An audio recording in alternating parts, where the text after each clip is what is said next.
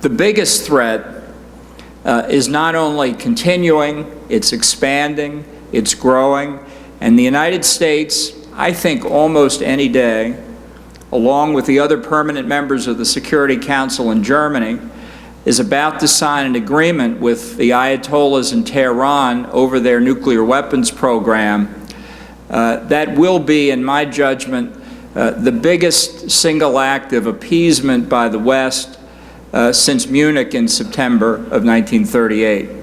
This is a catastrophic blunder that we are about to make. For all of the barbarity of the terrorist acts that we've seen and the threats that they pose to Muslims, Christians, Jews, everyone in the Middle East, the spread of nuclear weapons and possibly the spread of chemical and biological weapons as well constitute a scourge that's far more deadly, that really is the existential threat that our current White House can't seem to find anywhere in the world. For all that we suffered on 9/11, imagine the consequences if the next large 9/11 in the United States were carried out by terrorists who possess nuclear weapons. In Israel, they know the risk of rogue states, terrorist states getting nuclear weapons. Now deceased Prime Minister Ariel Sharon warned of the threat of what he called a nuclear holocaust. Israel is a small country. It doesn't take many nuclear weapons, maybe half a dozen. Then there is no Israel. That's why the threat that we see from proliferation should be absorbing our public debate in this country. The threat of the Iranian nuclear weapons program is not Israel's responsibility. It's America's responsibility. Because if we and our friends don't stop Iran, it will fall to Israel to do that. The fact is that nuclear proliferation is a problem global in scope. And we have spent years avoiding that problem. We've got in Asia the threat of a nuclear North Korea. The most heavily sanctioned country in the world has exploded 3 nuclear devices. And just last month, General Scaparrotti, the commander of U.S. Forces Korea, said that he felt that the North Koreans were close enough to being able to miniaturize their warheads that they could place them on the top of Taepodong-2 missiles that were on the verge of having the capability of reaching the west coast of the United States, something the South Korean Ministry of Defense corroborated shortly thereafter. Now, what does that have to do with Iran and Israel? Very simple. Ever since 1998, when North Korea fired a missile that landed in the Pacific east of Tokyo, the governments of North Korea and Iran have cooperated on their ballistic missile development. North Korea at the time, in response to outrage in Japan, went into a moratorium on test launching missiles from the Korean Peninsula. That didn't mean they stopped testing, it meant they worked with Iran. And why not? They both use the same Soviet-era Scud missile technology.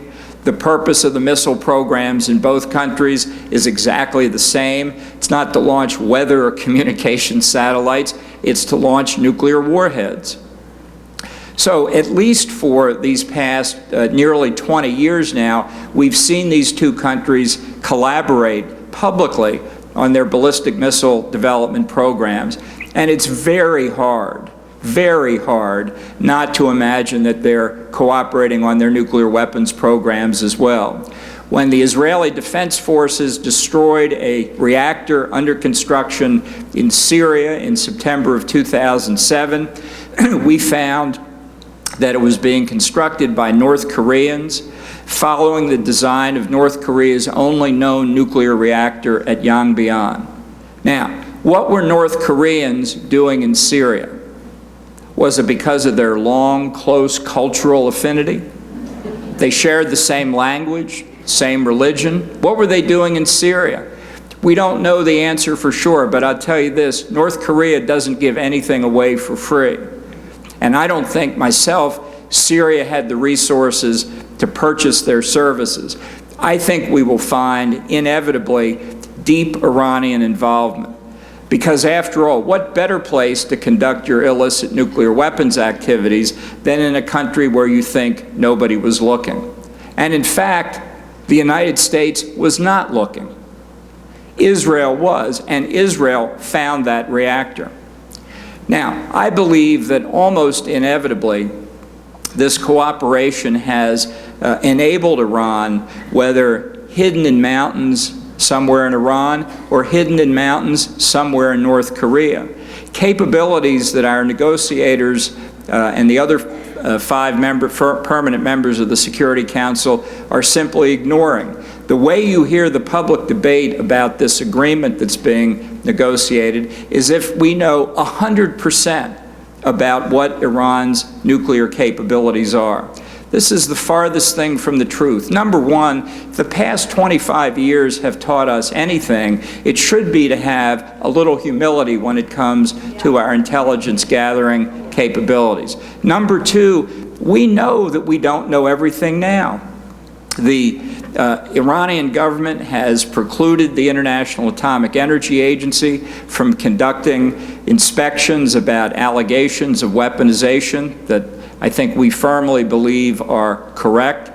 So we don't know where we're starting from, which means we can't verify when Iran has deviated from the agreement we're about to enter. In fact, the whole agreement itself is flawed. We hear leaked from the administration. It's very complex. It's very technical. How many centrifuges for uranium enrichment will Iran be allowed to maintain? What capacity will they be allowed to operate the centrifuges at? What will they have to do with the low-enriched uranium, reactor-grade uranium that's produced? On and on and on. The very complexity of the agreement should tell us that the agreement is flawed. If the idea is to stop Iran from having a nuclear weapons capability, they should be precluded from any uranium enrichment capability, whatever, period, close quote. That's not hard to say.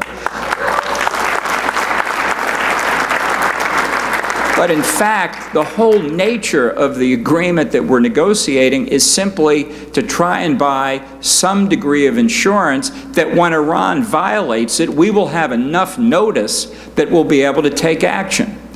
Number one, I don't think there's any guarantee we'll have the advance notice. And number two, at least for the foreseeable future, 2 years, who thinks we'll do anything about it anyway? So the fate of not just the region, but really the entire world is at stake here for at least two reasons.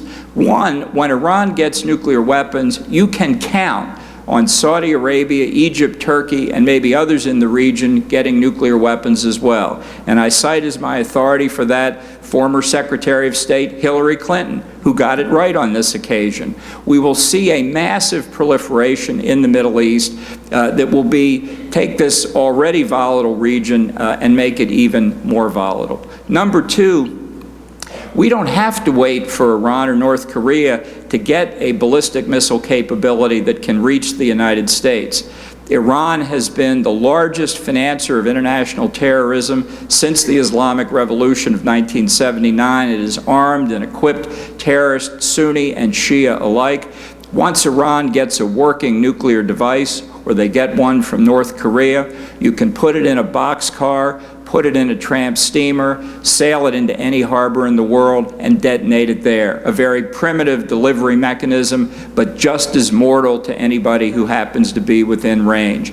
So that the threat that Iran poses is not simply to its region, it is a threat worldwide.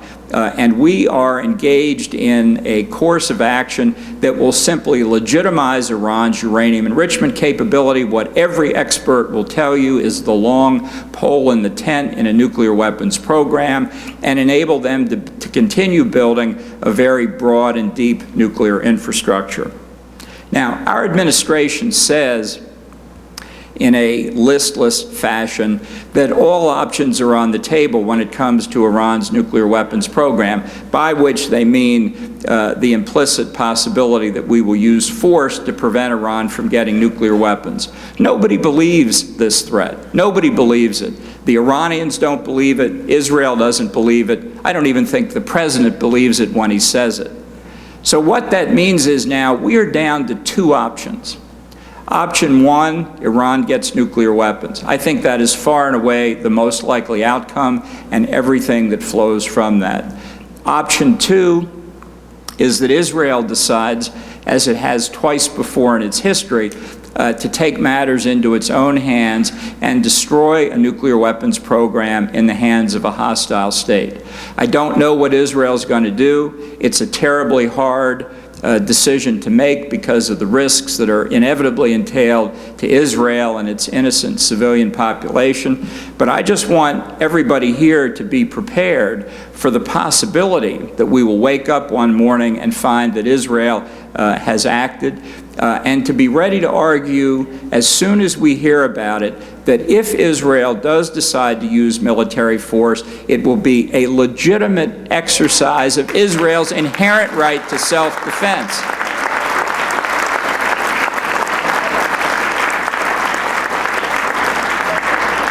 And second, that it is at that point the responsibility of the United States to resupply Israel immediately for the planes and ordnance and other military equipment that will inevitably be lost in this attack on our behalf against Iran's nuclear weapons program, because Iran's most likely retaliation will be to unleash Hezbollah and Hamas to attack Israel and its civilian population. So Israel needs immediate air superiority over the Bekaa Valley in Lebanon, and it needs to finish the job once and for all in the Gaza Strip. This is going to be very, very difficult. What I've outlined to you is not pleasant, but beheading people for their religion or their ethnicity is not pleasant either. Selling women and children into slavery is not pleasant. This is the face of terrorism. The worst face is the nuclear face, and that is where we are at this point, I think, most incapable of protecting ourselves. We have within our powers, American citizens, the right and the ability to elect our leaders in Washington. We have to say that when it comes to American national security, we're in a very perilous place right now. But we can fix that. That is the promise of our constitutional democracy in this country. It's why the actions that all of you take in worrying about anti-Semitism, worrying about threats to religious liberty and free speech in the United States and around the world are so important. Because it's very clear, if we don't defend our friends and if we don't defend our values and our interests, nobody else is going to do it. It all rests on us. Thank you very much.